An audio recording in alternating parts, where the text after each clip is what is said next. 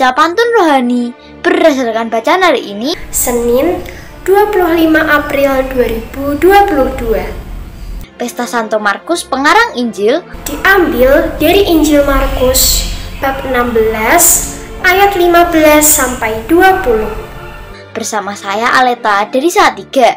Bersama Fania dari Salatiga.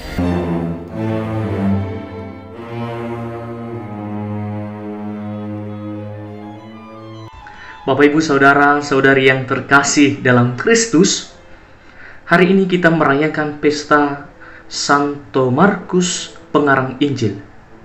Kita tahu bahwa Santo Markus bukan termasuk bilangan 12 rasul. Dia adalah murid Santo Petrus. Bahkan Santo Petrus memperlakukan Markus seperti anaknya sendiri. Dia juga teman seperjalanan Paulus. Maka melalui Injilnya, Santo Markus mengajar kita bagaimana menjadi murid sejati Yesus, yakni menghidupi teladan Yesus sendiri yang datang untuk melayani, bukan untuk dilayani. Bahkan wafat di salib demi menebus dosa kita. Dengan kata lain, teladan Markus telah memberi contoh hidup dari generasi ke generasi untuk menyangkal diri, memanggul salib, dan mengikuti Yesus. Itulah Santo Markus yang kita rayakan pestanya pada hari ini.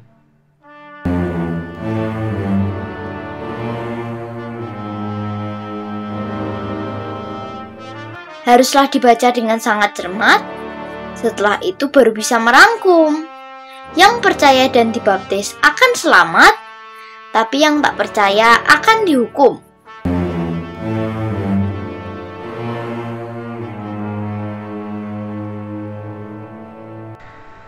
Bapak, Ibu, Saudara-saudari yang terkasih dalam Kristus, kita masih berada di dalam masa Paskah. Sebab itu, para penginjil, termasuk Markus, mewartakan kisah-kisah kebangkitan Yesus Kristus. Ia tidak hanya menderita dan wafat, tetapi ia juga bangkit dengan mulia.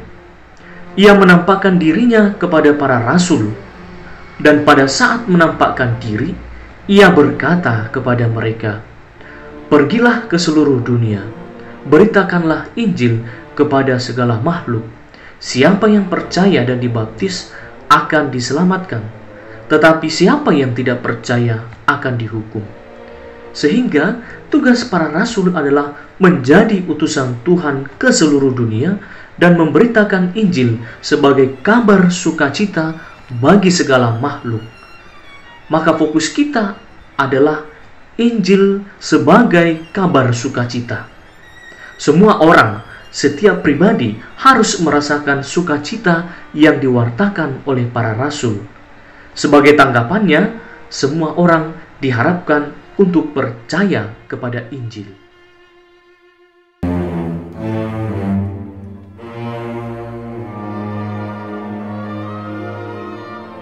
Ada orang yang suka mengumbar aib, terkadang untuk hal-hal yang bahaya.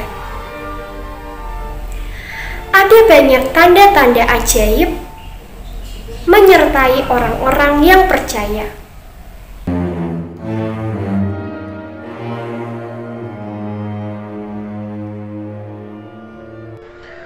Supaya lebih meyakinkan para rasul, ada tanda-tanda tertentu yang menunjukkan kasih dan penyertaan Tuhan bagi mereka.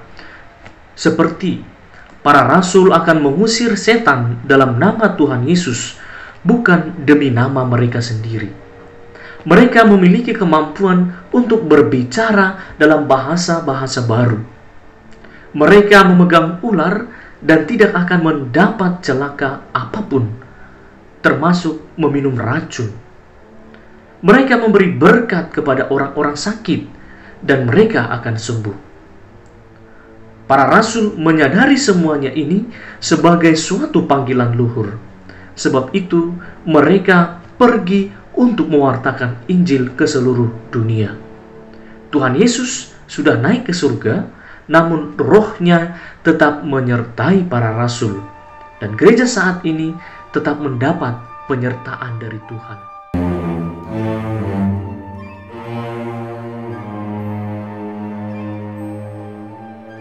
Sekarang termasuk orang yang berpunya, tapi tetap utamakan keluarga. Setelah menyampaikan amanatnya, Tuhan Yesus terangkat ke surga.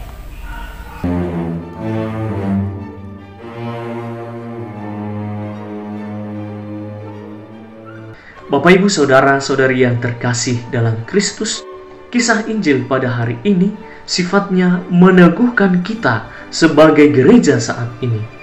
Banyak tantangan yang dapat menjauhkan kita sebagai gereja dari Tuhan sendiri, seperti harta, uang, pangkat, kekuasaan, kenikmatan dunia sering menjadi penghalang bagi kita sebagai gereja untuk mengalami keselamatan dalam Yesus Kristus.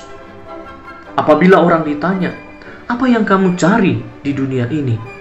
maka jawaban yang akan keluar dari mulut orang tertentu adalah kebahagiaan karena memiliki harta, uang, pangkat, kekuasaan, dan berbagai kenikmatan.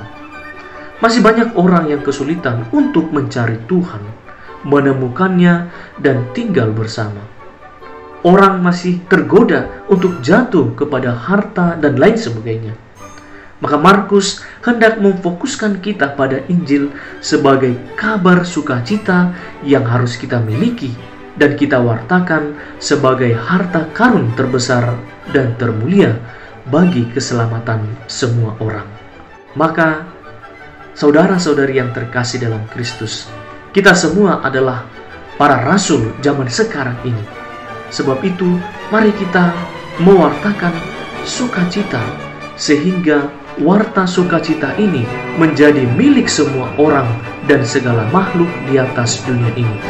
Jadilah rasul zaman sekarang yang mampu mewartakan Injil dengan hidup yang nyata.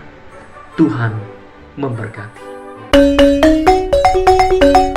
Benedictio Dei Omnipotentis, Patris et Filii et Spiritus Sancti, descenda super vos et maneat semper. Amen.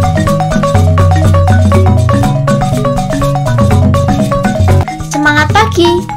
Selamat memperteguh iman sambil ikut bersetia menjadi pewarta Injilnya. Salam Seroja, terima kasih. Berkah dalam